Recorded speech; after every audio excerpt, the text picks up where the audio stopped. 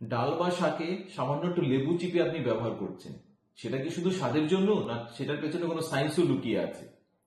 ডাল বা শাকে আছে ভিটামিন, তার সঙ্গে আছে আয়রন, কিন্তু ডাল বা শাকে যে আয়রন আছে সেটা হচ্ছে নন হিম আয়রন, মানে সেটা আমাদের বডি তত ভালোভাবে শোষণ করতে পারে না। ডাল বা শাকে যে আয়রন আছে তার অনলি 10% আমাদের বডি শোষণ করতে পারে, কিন্তু ডাল বা শাক থেকে যদি আমাদের আরো ভালোভাবে আয়রন শোষণ করতে হয়, ডাল বা শাকের সঙ্গে আমাদের একটু ভিটামিন সি অ্যাড করতে হবে।